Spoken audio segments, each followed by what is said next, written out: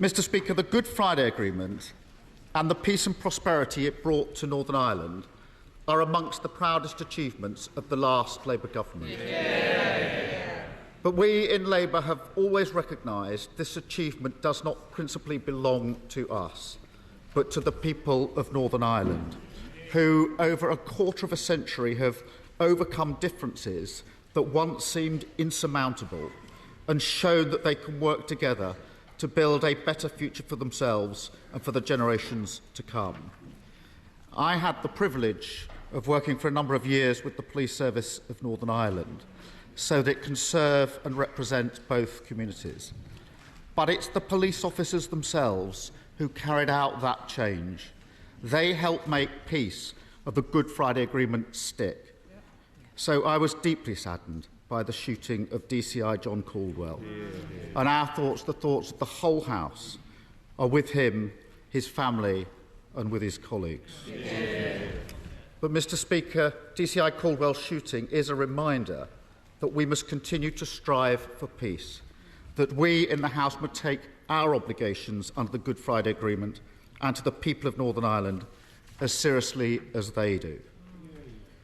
It is in that spirit that I have been clear for some time that if the Prime Minister were to get an agreement with the EU, and if their agreement is in the interests of this country and Northern Ireland, then Labour would support it. And we will stick to our word. We will not snipe. We will not seek to play political games. And when the Prime Minister puts this deal forward for a vote, Labour will support it and vote for it. The protocol will never be perfect. It's a compromise. But I've always been clear that if implemented correctly, it is an agreement that can work in the spirit of the Good Friday Agreement. And now that it has been agreed, we all have an obligation to make it work. The moral core of the Good Friday Agreement is simple. All people of Northern Ireland have the right to identify themselves and be accepted as Irish or British or both, and freely participating in the economic life of the UK or the Republic of Ireland is an essential part of that. That is why it is good that the deal before us will see fewer unnecessary checks on goods moving between Great Britain and Northern Ireland. The Red and Green Lane proposal is a good one. It will make life easier for business. It will enable the people of Northern Ireland to participate more freely in the economic life of the UK. It has our full support.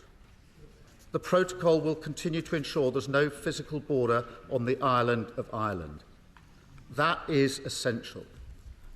We all know that any physical border would be a source of tension, a physical manifestation of new barriers between communities in Northern Ireland and the economic life in the Republic. This agreement will allow us to move forward as a country rather than be locked in endless disputes with our allies.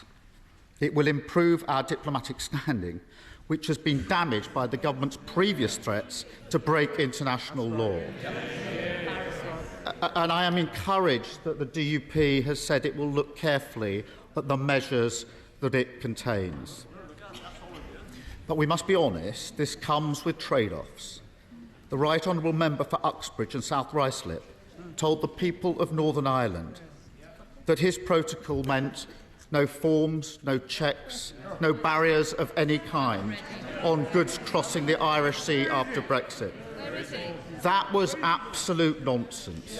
A point-blank refusal to engage with unionists in Northern Ireland in good faith, never mind take their concerns seriously.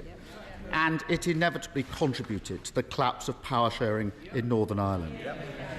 And I have to say, as the Prime Minister listed all the problems with the protocol, I did rather wonder whether he'd forgotten who negotiated it. So when presenting what this agreement means in practice, and it will take time for everybody to read it and carefully consider it, I urge the Prime Minister to be utterly unlike his predecessor. Do not pretend the deal is something it is not. Where there are trade-offs to be made, argue the case for them. Treat unionists with the respect of frank honesty not the contempt of bluster.